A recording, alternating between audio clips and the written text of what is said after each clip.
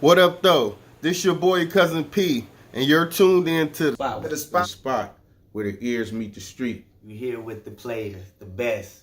You know what I'm saying? Whatever you. Damn, I don't even know. I gotta get the shit where your ear eat.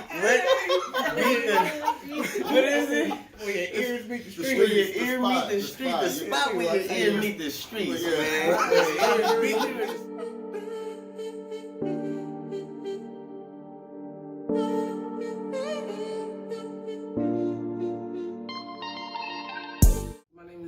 You're tuned into the spot where the ears meet the streets. Today we have on our show Ghetto D. Yo, can somebody please tell me how the hell can this be? A multi-billionaire who just happens to be the president of our beloved country. One thing's for damn sure, he gets no love from me and all the other minorities he claims to hate. And you nearly got assassinated in a toupee, trying so hard to take our livelihood away. I'd rather have Michelle or Hillary in the office any day, motherfucker, rather to be stuck with you. In my honest opinion, I think it's time for us to make you pay for all the sins you have committed. I mean, most. How you doing, Ghetto D? Thank you for coming out. Happy New Year. Happy New Year. Thanks for having me. Where are you from? I'm originally from Pasadena, California, and I moved out here when I was about 14. Then I moved back home, and then I moved back here. My dad's side of the family live out here, so yeah, I'm basically a California native all around. Okay, and do you have any new projects that you're working on? Yeah, I'm working on my love for hip hop. It's recorded, but it's just I'm trying to go through the legal stuff, you know, get it copywritten and everything like that, and hopefully I'm gonna drop it by this year. Okay, what's the love of hip hop about? Basically, it's an album that I should have came out with a long time ago, and it's basically it starts off where basically I'm giving an introduction, and I was recorded with Prime Tracks, and I was gonna call it Southwest at first because I went to Texas for about 4 years, and I was gonna try to mix it in, but then he was like, just call it My Love for Hip Hop, and I was like, you know what, that's a pretty good idea, so I figured I'd stick with it like that. Okay, and what is it about? What kind of rapping do you promote? Like, what kind of message do you send? Is what I mean. What kind of message are you sending in here? I try to send a positive message. I'm not gangster. I've never been gangster, so I try my best to stay West Coast and stay in my lane. Because lately I've been seeing a lot of people not staying in their lane, but you know, I try my best to just do whatever it is that I can do. Because you know, once you try to step outside the box, especially a box that you never stepped in, you kind of get stuck where you can't even get out. Describe your sound for me.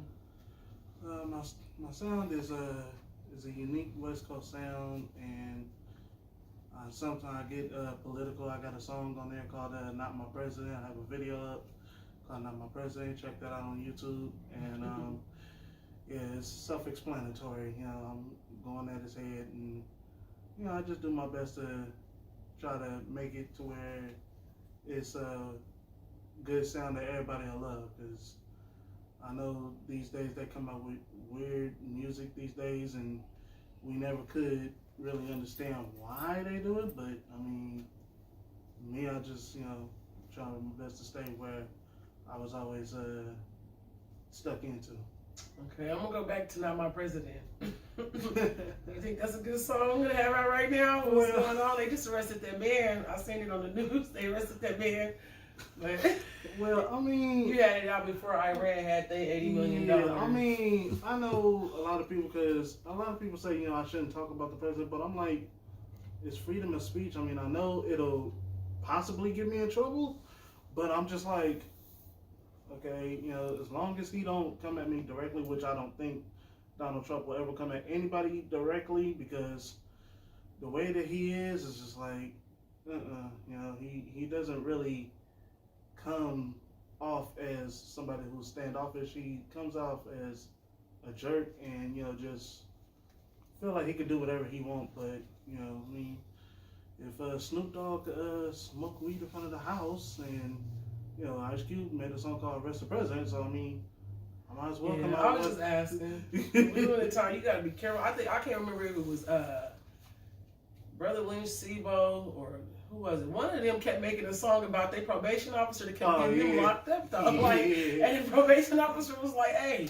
you make one more song," and I mean, he went like, "Okay," and went right and made the song and was locked up instantly. So that's why I asked. Me. I mean, I don't really like to make diss songs, but when it comes to like somebody who's just ignorant and don't know what they're doing in the office, it's like we gotta say something, because if we don't, we're gonna sit and cry and complain. But if you don't take action, then you can't really. At least you bold enough to voice your opinion. There's a lot of people who aren't bold enough to do that. Yeah. So what are you hoping that your fans get from your music?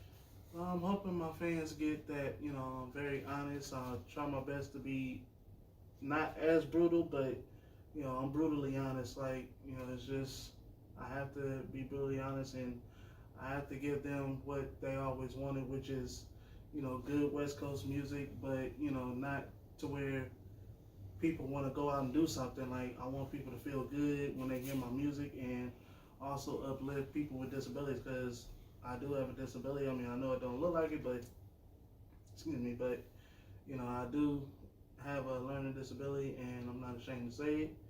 And so, you know, I want the people with disabilities to be able to rise up, because we've been bullied and everything for years. And it's like my dad always told me, if you don't stand up, who will?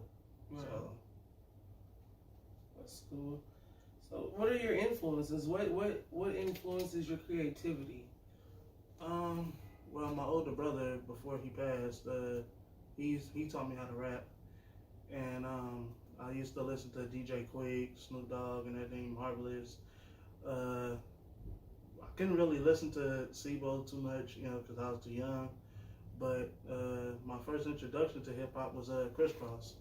You know, because when I was a little kid, you know, I was able to listen to their music. They didn't have no cussing in it, so that's how I ended up coming into, you know, being wanting to be a rapper. I think it's awesome that you, despite your disabilities, you still keep pushing forward to do your music. Keep doing it, and you do show other people who have disabilities that there's room for them too as well. Oh yeah. So I think that's pretty cool. Keep pushing that forward. How do you see yourself as an artist? I see myself as an all-around person. Like, I could do, like I said, West Coast, or, you know, I need to do something for the ladies, of course, you know, because I don't want them to think that I'm just all about one thing. And club joints, I never done one before, but I'm willing to try it, you know what I mean? And I'm even willing to try to do a gospel song, but, I mean, you know, it depends on how I feel. Okay. And so, with music changing the way it's changed in the last couple of years, and it's so different now, what are some of the positive effects? What are some things that have been positive for you through the changes of music?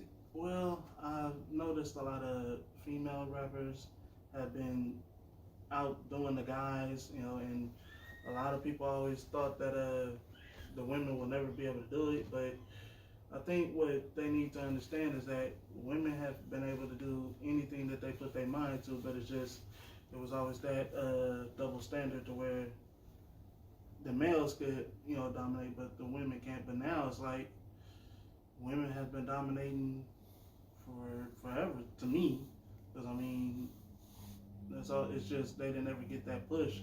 But I think who really gave them that push, but they don't really give her credit for it, is the Brat, because, you know, she was the first female solo artist to go platinum, and I just think, you know, they don't really give her as much credit, but, you know, eventually she'll get it.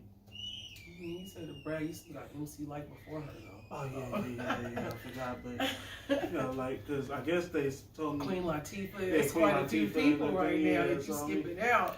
Yeah, I mean, you know, Queen Latifah was, she did a lot of conscious rap. Oh yeah, a lot of black conscious yeah. rap in the beginning. Yeah, and which was different. MC Light, yeah.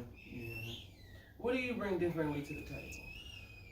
What I bring is, I bring honesty. I bring something that people could really feel, because when you don't feel nothing, when you listen to certain music, it's like, okay, I like it. It's like certain songs you'll hear, but then you're like, okay, I like only this song. But then when you put the whole album in, it's only like maybe 1 or 2 songs out of 15 songs.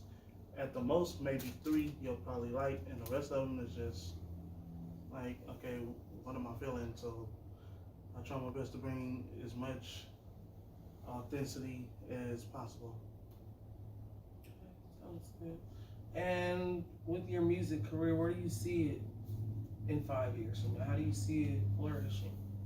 I see it going better than what any other artist has ever tried to do, because especially with me being a disabled artist, that'll be the biggest thing, because they never had a rapper with a disability ever come out. And so now that my dad has instilled it in me and said, well, look, you need to come out because you have raw talent and everything, and you'll be able to give everybody that has a disability a chance to say, okay, if Ghetto D could do it, I could do it as well. So try my best to give it the best of my abilities. That's awesome. You plan to inspire other people. Oh, yeah. That. Well, Ghetto D, that was all my questions I have for you today. Thank you for coming out. Look at the camera, give the camera, shout outs, all your links and stuff. All right, well, the only thing I have is I have a Facebook, but you can look me under Darnell Campbell. But on my Instagram, it's Ghetto D 1984, and just hit me up and I'll respond.